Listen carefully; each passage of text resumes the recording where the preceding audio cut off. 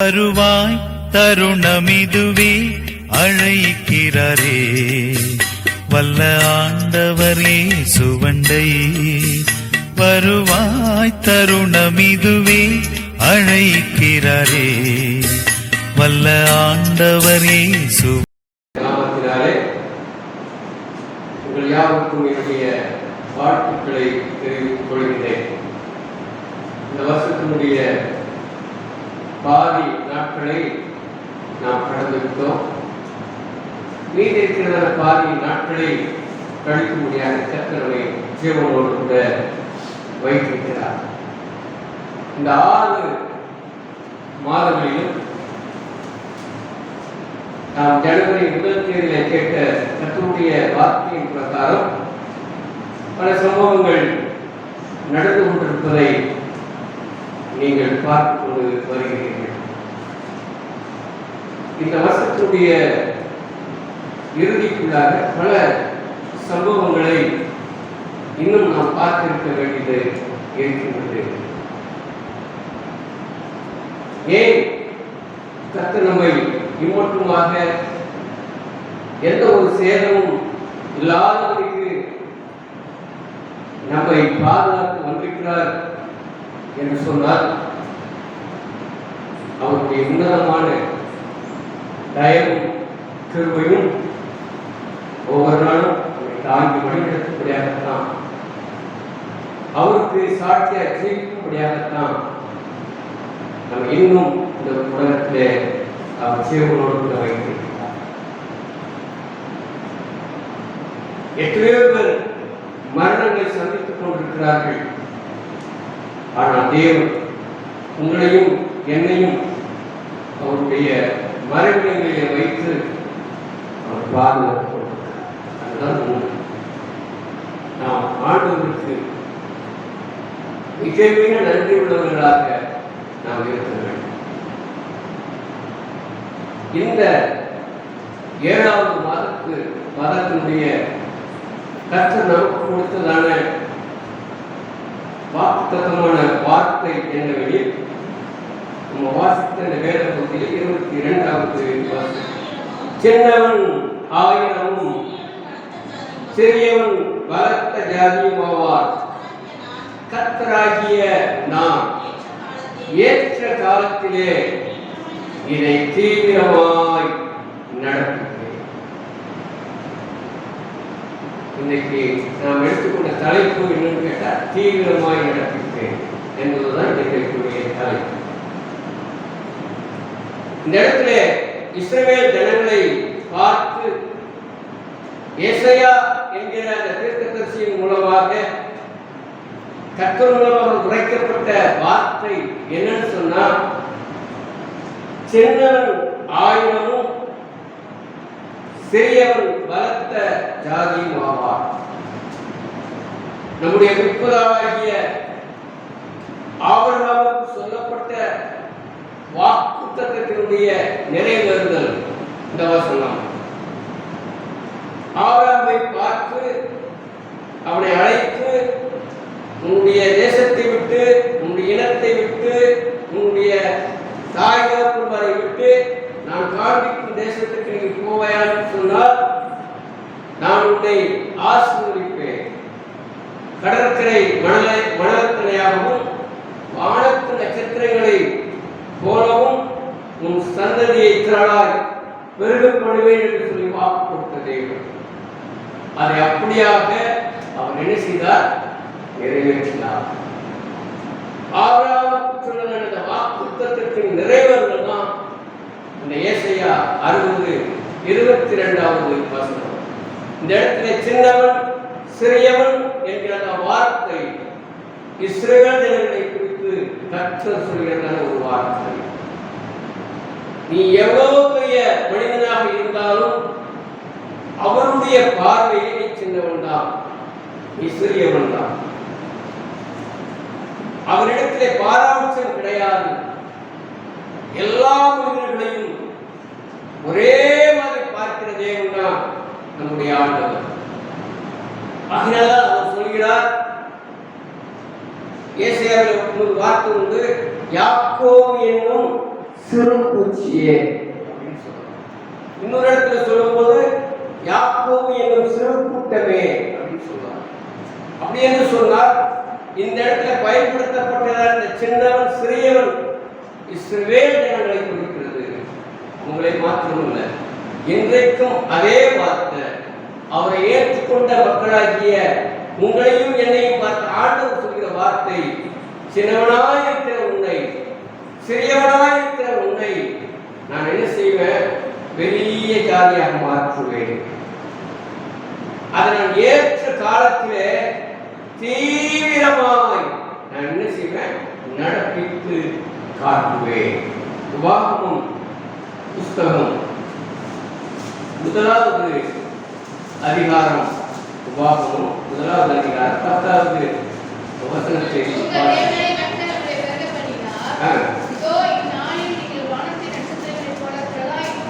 இதோ இந்நாளை நீங்கள் வானத்து நட்சத்திரங்களை போல எப்படி இருக்கீங்க? திரளாக இருக்கிறீங்க. ஆபிரகாமுடைய விசுவாசத்தின் வழியாக வந்த மக்களாகிய நீங்களும் நானும் இந்த உலகத்திலே திரளாய் பெருகிருக்கிறோம் என்பதை அன்றைக்கு மோசையின் மூலமாகவே ஆண்டவர் தீர்க்க தரிசனமாக சொல்லிவிட்டு போய்கிறதை நீங்கள் பார்க்கிறோம். இதே காரியத்தை தீர்க்கதரிசியாகிய எரேமியாவுக்கு கர்த்தர் சொல்லும்போது அவர் சொல்வார். எரேமியா தீர்க்க தரிசன புஸ்தகம் 1வது அதிகாரம் 11-12.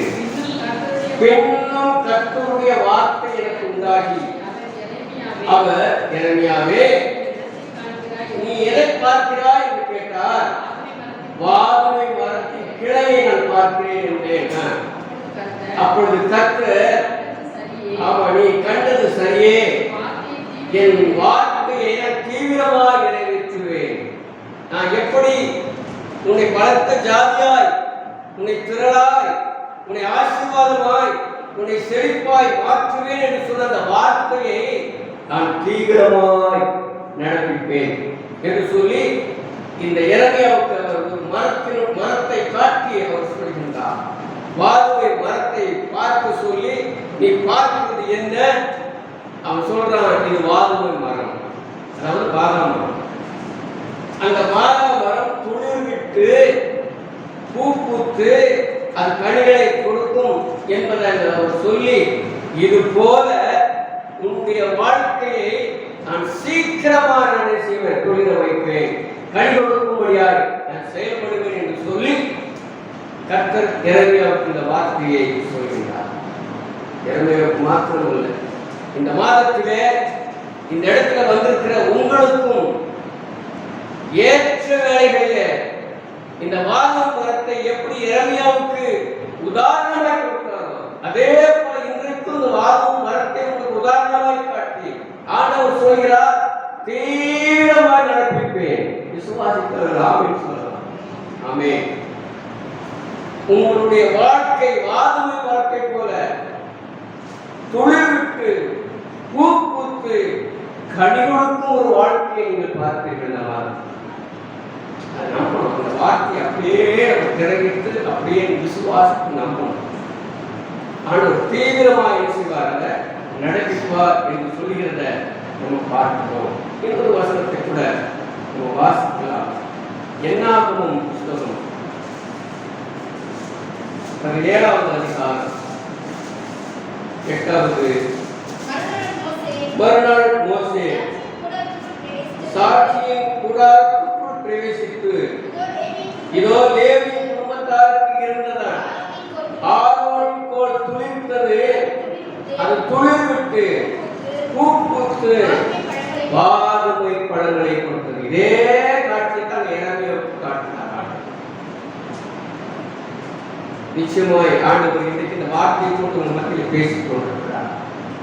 உங்களுடைய வாழ்க்கையானது துளிர்விட்டு பிரகாசிக்க போகிறத அவர் தீவிரமாய் சீக்கிரமாய் நிறைவேற்றுவார். இன்னைக்கு ஒரு 3 காரியங்களை நான் உங்களுக்கு சொல்லி கர்த்தருடைய வார்த்தைக்குள்ளாக கடந்து போக விரும்புகிறேன். அவர் நாம் என்ன செய்தால் நம்முடைய வாழ்க்கையிலே நாம் எதிர்நோக்கி கொண்டிருக்கிற அந்த காரியத்தை தீவிரமாக செய்வார் என்கிற ஒரு 3 காரியத்தை நமக்கு வேகமாக பார்க்கலாம். சங்கீதம் 102 சங்கீதம் 102 என் ஆபத்து நாளிலே உமது முகத்தை எனக்கு மறையாதையும் உமது செவியை என்னிடத்தில் சாரும். நான் கூப்பிடுகிற நாளிலே எனக்கு தீவிரமாய் உத்தரவு அருளி செய்யும். இந்த சங்கீதத்தை தாவீது எழுதுகிற போது எப்படிப்பட்ட ஒரு சூழ்நிலையை அவர் எழுதுகிறார் என்பது அந்த தலைப்பு உங்களுக்கு விவரிக்கும். துயரப்படுகிறவன் துக்கத்தில் மூழ்கி கர்த்தரிடத்தில் தன் வியாபத்தை தெரிவித்து செய்யும் விண்ணப்பம், இது ஒரு ஜெபம். அப்போ முதல் காரியம் நம்முடைய ஜெபத்திற்கு தீவிரமாய் பதில் கொடுப்பார். அப்ப இந்த இடத்துல தாவீது ஒரு விண்ணப்பத்தை கடவுளிடத்தில் வைக்கிறான். என்ன வைக்கிறான்? எனக்கு ஆபத்து நேர்ந்திருக்கிறது, இந்த சூழ்நிலையில முகத்தை எனக்கு மறையாதையும் உமது செவிய, அதாவது நான் சொல்லிற அந்த வார்த்தைய உங்களுடைய செவிகள் கேட்கணும். அதுக்காக என்னுடைய சத்தத்துக்கு நேராக உடைய செவியை நீ சாய்த்து கேளு. நான் கூப்பிடுகிற நாளையே எனக்கு தீவிரமாக செய்ய அந்த விண்ணப்பத்திற்கு அந்த ஜெபத்திற்கு பதில் தாரும் என்று சொல்லி தாவீது விண்ணப்பம் பண்ணி கொண்டிருக்கிறார். என்னை கேட்டுக்கொண்டிருக்கிற அருமையான கர்த்தருடைய பிள்ளைகளை, உங்களுடைய வாழ்க்கையில என்ன காரியத்திற்காக இந்த ஆண்டவரிடத்தில் நீங்கள் கேட்கும்படியாக வந்திருக்கிறீர்களோ, இந்த தாவீது ஜெபிக்கின்ற பிரகாரம் ஆண்டவரே உடைய செவியை கொஞ்சம் சாய்த்து, நான் இந்த காரியத்திற்காக உடைய சமூகத்திலே நான் வந்திருக்கின்றேன், என்னுடைய கூப்பிடுதலுக்கு என்னுடைய சத்தத்திற்கு உடைய செவியை சாய். அப்படி நீ செவியை சாய்க்கின்ற போது நிச்சயமாய் என்னுடைய வேண்டுதல், என்னுடைய விண்ணப்பத்திற்கு நீ சீக்கிரமாய் பதில் கொடுக்கிறீங்க எண்ணத்தோடு கூட இந்த இடத்துல நீங்கள் அமர்ந்திருக்க வேண்டும். அப்படி நீங்கள் செய்ய வேண்டும். நிச்சயமாய் ஆண்டவர் உங்கள் விண்ணப்பத்திற்கு பதில் அவர் கொடுக்கிறவராக இருக்கிறார். அவர் இருப்பார் என்பதில் சந்தேகமே கிடையாது. இதுல அவனுடைய சம்பவங்களை ஒவ்வொன்றா அவர் சொல்லிக்கொண்டே வருகிறது நம்ம பார்க்கிறோம். 8வது வசனத்தை வாசிக்கிறோம். நாளோறும் என் சத்துருக்கள் என்னை நிந்திக்கிறார்கள், என் மேல் மூர்க்க வெறி கொண்டவர்கள் எனக்கு விரோதமாய் சாபப்படுகிறார்கள். இப்படி என் சத்துருக்கள் என்னை சுற்றிலும் நெருக்கிக் கொண்டிருக்கிற ஆபத்து என்னை நெருக்கிக் கொண்டிருக்கிறது என்று சொல்லி இந்த சூழ்நிலையில தான் நம்ம ஆண்டவருக்கு விண்ணப்பத்தை அவன் வைக்கிறான். இன்னொன்று 7வது வசனத்தை வாசிங்க. நான் நித்திரை இல்லாமல் உறக்கம் இல்லாமல் வீட்டின் மேல் தனித்திருக்கும் ஒரு குருவியை போல தவித்துக் கொண்டிருக்கிறேன். என் நிலைமை பரிதாபமான நிலைமை. நான் ஒரு தனித்த ஒரு மனிதனாக விடப்பட்டிருக்கிறேன். ஒரு குருவி எப்படி தனித்து விடப்பட்ட நிலைமையில பரிதாபமா உட்கார்ந்து கொண்டிருக்கிறதோ அதுபோல இன்றைக்கு இந்த நாளிலே நான் அப்படியாக இருக்கிறேன். ஆண்டவரே, என்னை சத்துருக்கள் அப்படி சூழ்ந்திருக்கிறார்கள். நான் இங்கும் அங்கும் போகாதபடிக்கு இந்த சத்துருக்களுடைய காரியங்கள், சத்துருக்கள் மனிதர்கள் மாத்திரம் இல்லை, நமக்கு வரக்கூடிய பலவிதமான காரியங்கள் எல்லாம் சத்துருதான் கொண்டு வந்திருக்கு. ஆண்டவர் எந்த ஒரு காரணத்தினாலும் நம்ம நினைச்ச மாட்டாரு, ஆமா நமக்கு பிரச்சனைகளை கொண்டு வர மாட்டார். அவர் சோதிக்கிறவர் அல்ல. வேதவசனம் சொல்லுகிறார், சோதனைக்காரன் ஒருத்தர் இருக்கிறான். அவன் சத்துரு, அவன் பிசாசு. அவன் சோதனைகளை பல விதத்துல நம்மளை கொண்டு வந்து நம்முடைய வாழ்க்கையை நடத்துவான். ஆனா நம்ம நினைப்பதில் என்ன, கடவுளை எனக்கு சோதனை கொடுத்தாரு நம்ம சொல்லிக் கொண்டிருக்கிறோம். கடவுள் ஒருவரும் சோதிக்கிறவர் அல்லவே. அப்போ இந்த இடத்துல தாவீது சொல்கிறார், சத்துருக்கள் என்னை சுற்றிலும் என்ன செய்றாங்க இருக்கிறாங்க. அவங்க என்னை எப்பொழுதுமே வசைபாடி கொண்டிருக்கிறாங்க. அவங்க என்னை அவமானப்படுத்துறாங்க, என்னை நிந்திக்கிறாங்க, என்னை ஏளனமா பேசுறாங்க. ஆண்டவரே ஒரு விசையா என்னுடைய சத்தத்தை கேளு. தாவீது அப்படிப்பட்ட ஒரு ஜெபத்தை இங்கே சொல்றார். 16ஆம் வசனத்தை வாசிக்கலாம்.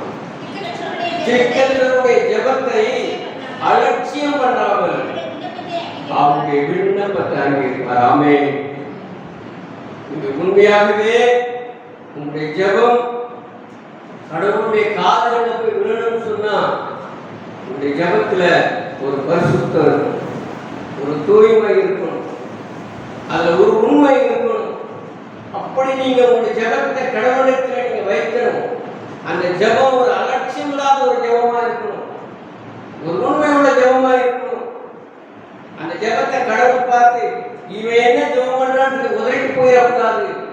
அந்த அளவுக்கு உன்னை உணவையாய் தாழ்த்தி கண்ணீர் விட்டு நீ ஆண்டவரிடத்தில் உன் ஜெபத்தை வை. உன் ஜெபத்தை அவர் அங்கீகரிப்பார். ஆமென். கண்டிப்பா வேதவசனம் ரொம்ப தெளிவா உங்களுடைய ஜெபத்தை இந்த மாசத்துல கர்த்தர் கண்டிப்பாய் நிறைவேற்றுவார். அலட்சியம் பண்ணப்பட்டார், அவர் அதை அங்கீகரித்துக் கொள்வார் என்று சொல்லி வேத வசனங்கள் சொல்கிறது. சங்கீதங்களின் புஸ்தகம் 69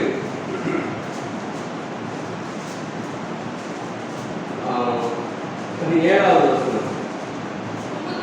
உமது முகத்தை உமது அடியேனுக்கு மறையாதையும் நான் வியாபனப்பட்டுக் கொண்டிருக்கிறேன், தீவிரமாய் எனக்கு சொல்லிக் கொடுத்துள்ளோம். இங்கே அதே வார்த்தை தான் பயன்படுத்துகிறான் தாவீது. உமது முகத்தை எனக்கு மறையாதையும். உமது மகள் எனக்கு மறைஞ்சு போச்சுன்னு சொன்னா உமக்கும் எனக்கு இருக்கிறது எல்லா மரங்களும் போயிடும். உமது பிரசன்னம் உங்க முகத்திலிருந்து தான் எனக்கு கிடைக்கிறது. அந்த முகத்தின் பிரகாசத்தை எனக்கு மறையாதையும் அப்படின்னு சொல்லி அவன் என்ன கேட்கின்றான். நான் வியாபாரப்பட்டுக் கொண்டிருக்கிறேன், கஷ்டப்பட்டுக் கொண்டிருக்கிறேன். ஆகினாலே தீவிரமாக என்னுடைய விண்ணப்பத்திற்கு என்னுடைய ஜெபத்திற்கு என்ன செய்கிறது செவிசாயும் என்று சொல்லி தாவீது கேட்கிறார். என்னை கேட்டுக்கொண்டிருக்கிறார் கர்த்தருடைய பிள்ளைகள், உங்களுடைய ஜெபத்திற்கு தீவிரமாய் பதில் வேண்டும் என்று சொன்னார். இந்த தாவீதை போல வியாபனத்தோடு கூட நொறுங்குண்ட இதயத்தோடு கூட அவருடைய சமூகத்துல உங்கள் விண்ணப்பங்களை வைங்கள். நறுங்குண்டதுமான இருதயத்தை தேவன் புறக்கணித்தார். அப்படி சன்னிதானத்தில் வந்திருக்கிற நீங்கள் தேவனுடைய சமூகத்துல உங்களுடைய ஜெப விண்ணப்பங்களை உங்களுடைய ஜெபத்தை அவர் அங்கீகரித்தார். நம்ம வாசித்தது சங்கீதம் 143வது சங்கீதம் 7வது வசனம். கர்த்தாவே சீக்கிரமாய் எனக்கு செவி கொடு. ஆமா, நான் ரொம்ப வியாபாரத்துல, சஞ்சலத்துல, வருத்தத்துல நான் தொய்ந்து போய்கொண்டே இருக்கிறது என்னுடைய உடம்பு. நான் குழியில் இறங்குகிறவர்களை போல நான் இருக்கிறேன். ஒப்பாகாதபடிக்கு உங்கள் முகத்தை எனக்கு மறையாது. நிறைய வசனம் தாவீது சொல்றாரு, உங்கள் முகத்தை எனக்கு மறையாது. சங்கீதத்தில் நிறைய சொல்றாரு, என்னுடைய நிலைமை பாரு, ஒரு குழிக்குள்ள இறக்கி விடப்பட்ட ஒரு மனிதனை பாரு நான் இருக்கின்றேன். அந்த மாதிரி சத்துருக்களை என்னை சூழ்ந்திருக்கிறார்கள் சொல்லிட்டு இந்த சங்கீதம் நம்ம எழுதுகிறோம். என் ஆவி, என்னுடைய ஆத்மா, என்னுடைய சரீரம் அத்தனையும் பலனில்லாமல் தொய்ந்து போய் நொந்து போனவனாய் முகத்தை மறையாது. சீக்கிரமா சீக்கிரமா எனக்கு சொல்லிவிடும் என்று சொல்லி சங்கீதக்காரர் என்று சொன்னார். நீங்களும் நான் செய்ய வேண்டிய ஒரு விஷயம் நடந்து சொன்னார். தாவீதை போல அவை சமூகத்தில் கண்ணீரோடு வியாபாரத்தோடு சஞ்சலத்தோடு கூட நம்முடைய விண்ணப்பங்களை அவருடைய பாதத்தில் வைக்கும். நம்முடைய ஜெபத்தை அவருடைய பாதத்தில் வைக்கும். இந்த ஜெபத்தை தேவன் அங்கீகரிப்பார்.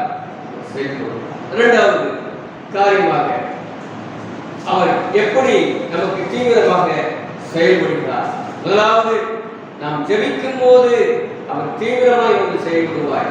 இரண்டாவது, அவர் எப்படி நமக்கு வந்து தீவிரமாய் செயல்படுகிறார் என்று நம்ம பார்க்கும் பொழுது சங்கீதம் 70 முதல் வசனம், தேவனே என்னை விடுவியும், கர்த்தாவே எனக்கு சகாயம் செய்ய தீவிரியும். சகாயம் என்று சொன்னால் உதவி. இங்கே சொல்லும் பொழுது தாவீது சொல்லும் பொழுது என்ன சொல்றாரு? தேவனே என்னை விடுவியும். எதற்காக? எனக்கு உதவி செய்யும். நான் அந்த அளவுக்கு நான் மாட்டிக்கொண்டிருக்கிறேன். சத்துருவினாலே, நான் பிரச்சனைகளினாலே, நான் பாடுபடினாலே, சஞ்சலத்தினாலே நான் மாட்டிக்கொண்டிருக்கிறேன், அல்லது நான் சிறைப்பட்டுக் கொண்டிருக்கிறேன். எனக்கு உதவி செய்வதற்கு சீக்கிரமாய் வாரும். நம்முடைய வாழ்க்கையில தாவீதுக்கு இருக்கிறது போல பல கட்டுகள், பல சிறையிருப்புகள் நமக்கு இருக்கத்தான் செய்யும். அந்த பிரச்சனையிலிருந்து என்னால் வெளியே வர முடியல, ஆனா யாரும் வெளியே சொல்ல மாட்டோம். இப்ப ஒரு பிரச்சனை இருக்குது, ஆனா இன்னும் அதில் நம்ம வெளியே வர முடியல. தாவீது சொல்றான், ஆண்டவரே என்னை விடுவியும், எனக்கு சகாயப்படுவதற்கு சீக்கிரமா வா, எனக்கு உதவி பண்ணுவதற்கு நீ சீக்கிரமா எனக்கு வாரும் சொல்லி தாவீது கேட்கிறான். ஜெபம் ஆண்டவருக்கு அக்கறை, இன்னும் தாமதம் வேண்டாம் ஆண்டவரே, போதும், இந்த தாமதத்துக்கு போதும் ஆண்டவரே. தாவீது சொல்லியிருக்கிறான், அந்த வசனத்தில் இப்படி சொல்லியிருக்கிறான், என்னை விடுவியும், கர்த்தாவே எனக்கு சகாயப்பட தீவிரியும் என்று சொல்லி தாவீது சொல்லி அதே வார்த்தை நான் இப்போது உங்க பாதத்தில் வைக்கிறேன் என்று சொல்லி நீங்க கேளுங்க. ஆண்டவர் இதுவரைக்கும் செய்யாத தாவீது ஒரு வாழ்க்கையில செய்யும். அநேக மனசுல இப்படி ஒரு எண்ணம் இருந்து கொண்டிருக்கிறது. என் குடும்பத்துல இந்த காரியத்தை ஆண்டவர் சீக்கிரமா ஈடுபட்டார்னு சொன்னா நலமாயும், இது நிமித்தம் நான் சந்தோஷப்படுகின்ற ஒரு உணர்வுக்குள்ளான மனித மக்களை நான் பார்க்கிறேன். நிச்சயமா கர்த்தர் உங்களுடைய வேண்டுதலை கர்த்தர் நிறைவேற்றுவார். கர்த்தர் நிறைவேற்றுவார். 71 சங்கீதம் 12வது வசனம், எனக்கு தூரமாகாயும் என் தேவனை எனக்கு சகாயம் பண்ண தீமையும். என்னை விட்டு தூரம் போக வேண்டாம். நீ தூரம் போவதற்கு காரணம் இருக்குது. ஏன்னா நான் நிறைய காரியங்களை தவறி இருக்கிறேன், உங்களுக்கு பிரியமில்லாம நான் நடந்திருக்கிறேன். நான் என்னுடைய கை கொலைக்கினராக ரத்தம் சிந்த கையாக இருக்கிறது. ஆகினால ஆண்டவரே என்னை விட்டு நீர் தூரம் போகாதே. எப்படி ஜெபம் பண்றாங்க, இந்த ஜெபத்தை நம்ம கற்றுக்கொள்ளணும். நாமும் தவறு பண்ணவங்கதான், பாவத்துடைய அத்தனுடைய ஊரணவர்கள் தான். தாவீது எப்பட ஆண்டவர்கிட்ட கேட்கணும், ஆண்டவரே என்னை விட்டு போயிடாது, நான் பாவி. அவர் சொல்றான், நான் பிரதான பாவி. ஒத்துக்கொண்டான். இன்னைக்கு அநேக நான் பாவி என்பதை ஒத்துக்கொள்வது கிடையாது. சமுதாயத்தில் நல்ல அந்தஸ்து உள்ளவர்களா இருக்கலாம், பேர் பெற்றவர்களா இருக்கலாம், மரியாதைக்குரியவர்களா இருக்கலாம், ஆனாலும் நான் பாவி என்பதை ஒத்துக்கொள்ளாதவர்களாக இருக்கிறார்கள், வாழ்ந்து கொண்டிருக்கிறார்கள். ஆண்டவர் சமூகத்தில் நீங்க ஒப்புக்கொள்ளணும், நான் பாவியானவர். உண்மைதான், நீர் என்னை விட்டு தூரமாய் போவதற்கு காரணம் உண்டு. அது என்ன காரணம்? நான் பாவம் செய்திருக்கிறேனே, நான் அக்கிரமம் செய்திருக்கிறேனே. ஆகினாலே நீ என்னை விட்டு கொஞ்சம் தூரம் போக. ஆனா நம்முடைய ஜெபம் எப்படி இருக்கணும்? ஆண்டவரே நான் பாவியாக இருந்தாலும், நான் அக்கிரமக்காரனாக இருந்தாலும் நீர் என்னை மன்னித்து என் அருகாமையே இருந்து என்னை பாதுகாத்துக் கொள்ளும் என்று சொல்லி ஆண்டவருக்கு கேட்கணும். தாவீது கேட்கிறான், பார்த்தீங்களா? ஆண்டவரே எனக்கு தூரமாகாதீர்கள், என்னை விடுவிக்கும்படி தீவிரமாய் இந்த அக்கிரமத்திலிருந்து, இந்த பாவத்திலிருந்து, இந்த நிந்தனையிலிருந்து, இந்த அவமானத்திலிருந்து, இந்த கட்டுகளிலிருந்து, இந்த சிறையிலிருந்து என்னை விடுதலை பண்ண தீவிரமாய் என்று சொல்லி ஆண்டவரிடத்தில் என்ன சொல்லணும்? கேட்கிறது. வைக்க வேண்டியதாக அதிலே 18வது வசனத்தை வாசிக்கிறேன். இப்பொழுதும் தேவனே இந்த சந்ததிக்கும் வல்லமையையும் வரப்போகிற யாவருக்கும் பராக்கிரமத்தையும் நான் அறிவிக்கும் அளவும் முதிர் வயதும் நிறை வயதுள்ளவனாகும் வரைக்கும் என்னை கைவிட்டார்கள். நான் சொல்ற அந்த இடத்துல தன்னுடைய முதிர் வயது என்ற இடத்துல பயன்படுத்தலாம். அப்படின்னு சொன்னா அவன் சிறு வயதிலிருந்தே இல்ல அதுக்கு ஒரு வசனம் இருக்கு. நீங்க வாசிங்க. அதுல நிறைய 5வது வசனத்தை வாசிங்க. கர்த்தராகிய ஆண்டவரே, நீரே என்னுடைய நோக்கம், என் சிறு வயது தொடங்கி என் நம்பிக்கையுமாயிருக்கு சொல்றான். அந்த வசனத்துல படிக்கும்போது முதிர் வயதை காட்டுறான். இந்த 5வது வசனத்தை படிக்கும்போது தன்னுடைய சிறு வயதை காட்டுகிறான். அப்ப என்று சொன்னால் நான் சிறு வயதிலிருந்து வளர்ந்து வரும் பொழுதே நான் உண்மையில விசுவாசமும் நம்பிக்கையும் வைக்கிறேன். அவர்களால் அவங்க விண்ணப்பங்கள் எல்லாம் இப்படியா இருக்கு. நான் சின்ன வயசுல இருந்து உங்க நம்பி வந்தேன்ல, இப்போ என்னுடைய முடியெல்லாம் நினைச்சு போச்சு, வயசாகி போச்சு, இன்னும் எனக்கு தூரமா போக வேண்டாம். நீ எனக்கு செய்த காரியங்கள் எல்லாம் நான் மற்றவங்களுக்கு போய் சொல்லணும். இதுவரைக்கும் என்னை கைவிடாம பார்த்துக்கொள்ளணும் அப்படின்னு சொல்லி தாவீது விண்ணப்பங்களை வைக்கிறத பார்க்கிறோம். அதிலே 6வது வசனத்தை வாசிக்கிறோம். நான் கர்ப்பத்தில் உட்பவித்தது முதல் உம்மால் ஆதரிக்கப்பட்டேன். என் தாய் வயிற்றிலிருந்து என் எடுத்தவரே உண்மையே நான் எப்பொழுதும் குறிப்பேன். இன்னும் ஒருபடி மேலா சொல்றான். நான் சிறு வயதில் இருந்துள்ள என் தாய் வயிற்றிலிருந்து இருக்கும் போது என்ன ஒரு விசுவாசப்பட ஒரு வார்த்தைகளை தாவீது சொல்கின்ற பார்க்கிறோம். 7வது வசனத்தை வாசிக்கிறோம். அநேகருக்கு நான் எட்டியிருக்கிற ஒரு புதுமையை போலானே, நீரோ எனக்கு பலத்தை அடைக்கிற மாதிரி என் தாய் வயிற்றுல கருவுல இருக்கும் பொழுதே என்னுடைய பாதுகாத்து வந்தேன்.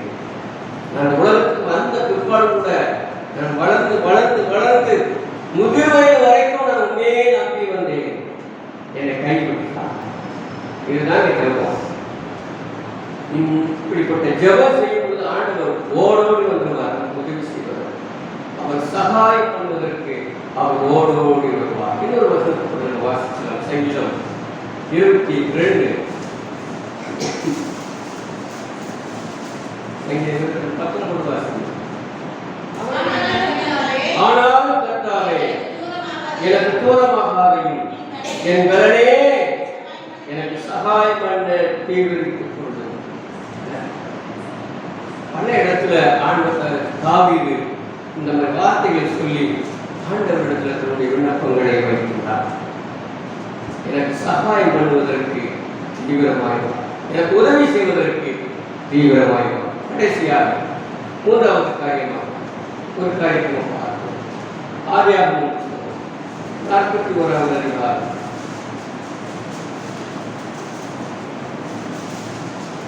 14வது. அப்பொழுது பார்வோன் யோசேப்பை அழைத்தான். அவனை தீவிரமாய் காவல்களிலிருந்து கொண்டு வந்தார்கள். அவன் சபரம் பண்ணிக்கொண்டு வேவஸ்திரம் தரித்து பார்வோனிடத்தில் வந்தான். இடத்துல யோசேப்பு எங்க இருக்கிறானா? சிறையில். சிறைப்பட்டு போன ஒரு சூழ்நிலை. அநேக சில காரியங்கள சிறைக்குள்ள இருக்கிறது போல மாட்டிக்கொண்டிருக்கிறார்கள். அந்த சிறையிலிருந்து வெளியில வர முடியல. ஆனா இந்த இடத்துல பார்வோன் சொல்றான், அவனை தீவிரமாய் கொண்டு வந்தப்பா, சிறைச்சாலையிலிருந்து தீவிரமாய் கொண்டு வந்தாங்க அப்படின்னு சொல்லி ஒரு கட்டளையை பார்வோன் அங்கே சொல்கிறத பார்க்கின்றோம். எங்கே இருந்து? காவல் கிடங்கிலிருந்து. அந்த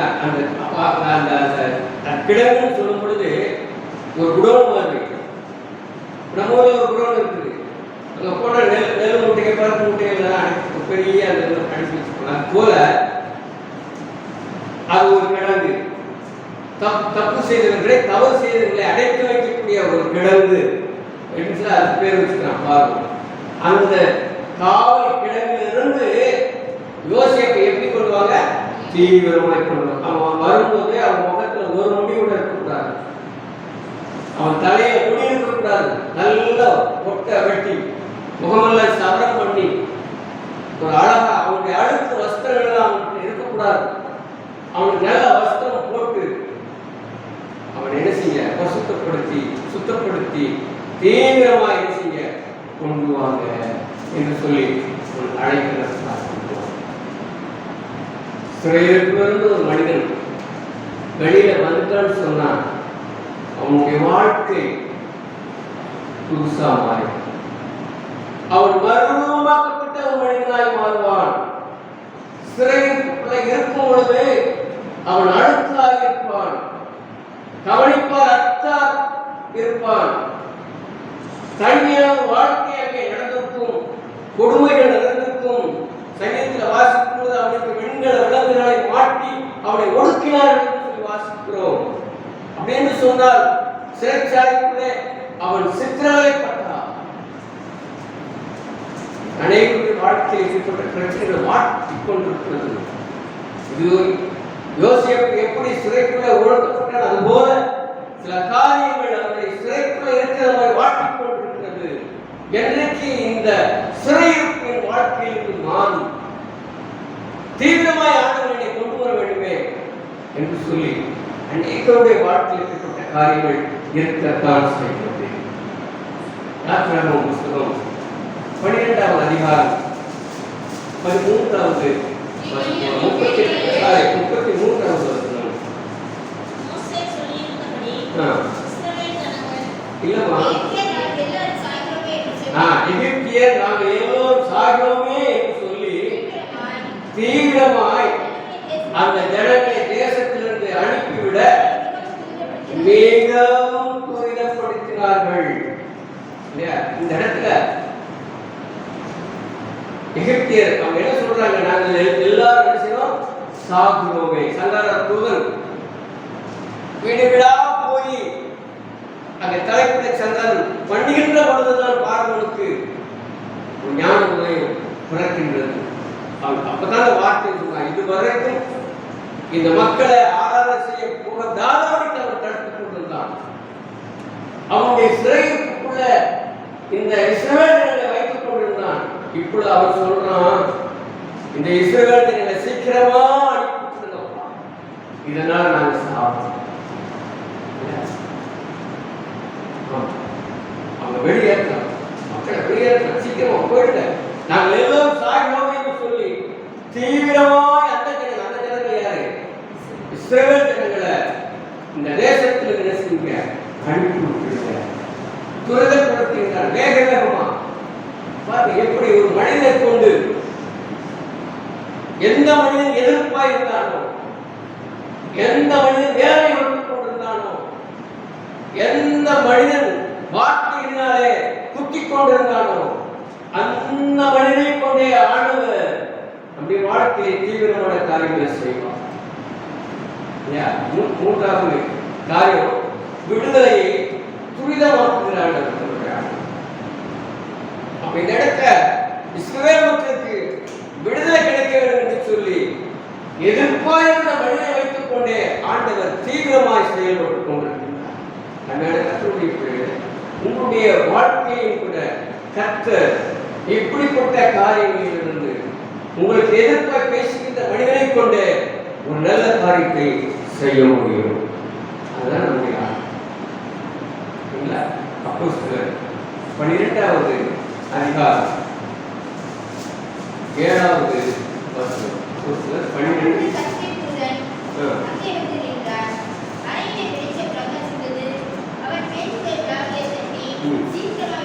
சீக்கிரமா எழுந்து என்று அவனை எழுப்பினான். உடனே சங்கிலிகள் அவன் கைகளில் இருந்து விழுந்தது. பேதுரு சிறைக்குள்ள இருக்கின்ற பொழுது இந்த சம்பவம் நடக்கின்றதை பார்க்கின்றோம். பாருங்க, கர்த்தருடைய தூதர் வந்து நின்றான். அறையிலே வெளிச்சம் பிரகாசித்தது. அவன் வந்து சங்கிலியை வந்து ஏதோ சமட்டியை கொண்டோ அல்லது பெரிய கட்டி எடுத்து வந்தோ வெட்டி எடுத்து எல்லாம் உடைக்கல. தேவன் வந்து நின்னா கர்த்தருடைய வெளிச்சம் வந்து பிரகாசித்தது. அவ்வளவுதான். அவன் பேரு போய் எழுப்புனான். எழுதுப்பா அப்படின்னு சொல்லி எழுப்புன உடனே அவன் சீக்கிரமா சொல்லுவதற்கு சீக்கிரமா எழுது அப்படின்னு சொன்ன மாத்திரத்தில் அவன் எழுந்திருக்கிறான். அவனுடைய சங்கிலிகளெல்லாம் அறுபட்டு கிடந்தது.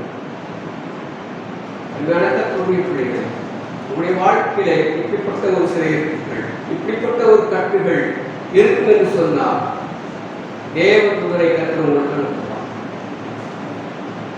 அவர் அனுப்புகின்ற பொழுது அவருடைய பிரசன்னம், அவருடைய மகிமை உங்களுடைய வாழ்க்கையில இறங்கும் பொழுது அது எப்பேற்பட்ட கட்டா இருந்தாலும் சரி, அது எப்பேற்பட்ட சிறை இருந்தாலும் சரி, அது தானாக உடையும். 7வது மாசத்துல உங்களுடைய வாழ்க்கையை கர்த்தர் இப்படிப்பட்ட காரியத்தை செய்ய அவர் ஆசை உள்ளவராய், நீ அப்படி ஆசை உள்ளவராய் உன் வாழ்க்கையில் ஒரு மாற்றத்தை, ஒரு சந்தோஷத்தை, ஒரு மகிழ்ச்சியை நீ பெற்றுக்கொள்ள வேண்டும் என்று சொன்னால் தாவீதை போல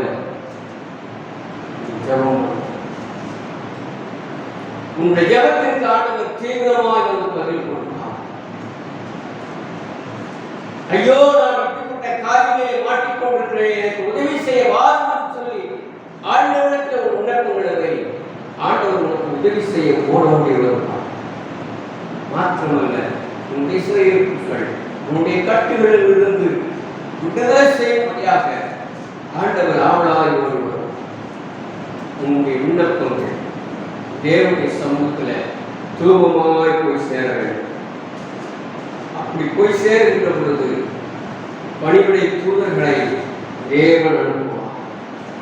அந்த தூதர்கள் வந்து உன்னுடைய சிறையிருப்புகளை, உன்னுடைய கட்டுகளை தூக்கி எறிவார். நீங்கள் விடுதலை பெற்ற ஒரு மனிதனாக இந்த உலகத்தில் கடவுளை ஆராதிக்கின்ற ஒரு மக்களாக, கடவுளை தொழுது கொள்கின்ற ஒரு மக்களாக நீ செய்யணும் என்று சொன்னார். கேட்டுக்கொண்டு அருமையான கற்றுடைய பிள்ளைகள், நீங்க உங்களுடைய ஜபத்தை துரிதப்படுத்த நாடும் உதவி செய்ய முடியாத ஆண்டவத்தை கேளுங்க, விடுதலை செய்ய முடியாத ஆண்டவத்தை நீங்க கேளுங்க. இந்த மாதத்தில் ஆண்டவர் தீவிரமாய் வந்து உங்களுடைய காரியங்கள் அத்தனையும் நடக்கும். ஆசை